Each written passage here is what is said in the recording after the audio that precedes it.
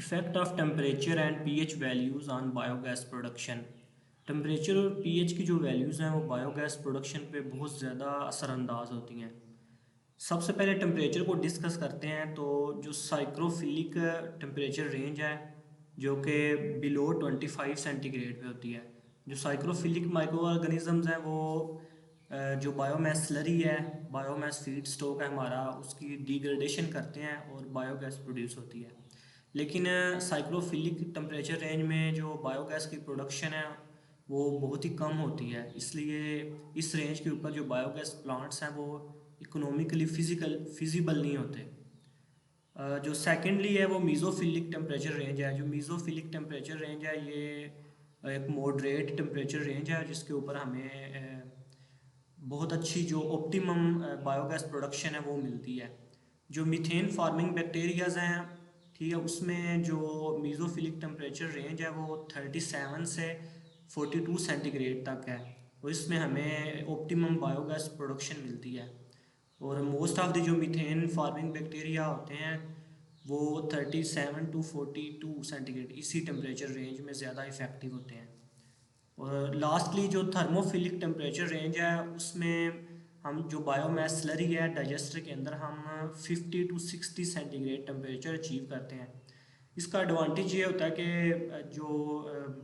जो feed stock होता है ना उसकी डिकम्पोजिशन ज़्यादा होती है, इस पर हायर रेट ऑफ डिकम्पोजिशन होता है जिसकी वजह से जो जो स्लरी होती है उसकी विस्कोसिटी कम हो जाती है और मैक्सिमम बायोगैस प्रोडक्शन मिलती है इस टेम्परेचर रेंज के ऊपर। लेकिन ये इसमें हमारी एनर्जी ज़्यादा कंज्यूम होती है। हमें प्रोसेस वाटर यानी कि हीटेड वाटर जो है ना वो इंट्रोड्यूस करवाना पड़ता है बायोगैस रिएक्टर के अंदर या डाइजेस्टर, आप कह लें डाइजेस्टर के अंदर। और इसमें एक चीज़ का ख्याल रखते हैं कि जो हीटेड या हॉट वाटर है उसको यकदम इमीडिएटली नहीं इंट्रोड्यूस करवाते, उसको मतलब थोड़ा थोड़ा पोर्शन करके ना उसको इंट्रोड्यूस करवाते हैं, क्योंकि अगर यकदम आप वाटर इंट्रोड्यूस करवाएंगे तो जो बैक्टीरिया की जो मीथेन फार्मिंग बैक्टीरिया हैं उनकी एक्टिविटी डिस्टर्ब हो सकती है। एक्टिविटी डिस्टर्ब होने से बायोगैस प्रोडक्शन के ऊपर वो नेगेटिव इम्पेक्ट करेगी। तो इस तरह आहिस्ता आहिस्ता टेम्परेचर को डाइजेस्टर के अंदर सर्कुलेट करवाया जाता है ताकि जो स्लरी है वो आहिस्ता आहिस्ता अपना टेम्परेचर जो है ना वो 50 टू 60 सेंटीग्रेड अचीव कर ले। इस तरह इस दौरान बैक्टीरिया को इतना टाइम मिल जाता है वो मीज़ोफिलिक से थर्मोफिलिक में टेम्परेचर रेंज को अडॉप्ट कर लेता है और हमें मैक्सिमम बायोगैस प्रोडक्शन मिलती है। नेक्स्ट स्लाइड में हम जो पीएच की वैल्यू है उसको इफ़ेक्ट को स्टडी करते हैं। पीएच की वैल्यू भी बहुत ज़्यादा इफ़ेक्ट करती है बायोगैस प्रोडक्शन के ऊपर। जो हाइड्रोलाइजिंग और एसिड फार्मिंग जो बैक्टीरिया होता है उसमें जो पीएच रेंज होती है वो 5.2 से 6.3 ये पीएच रेंज होती है।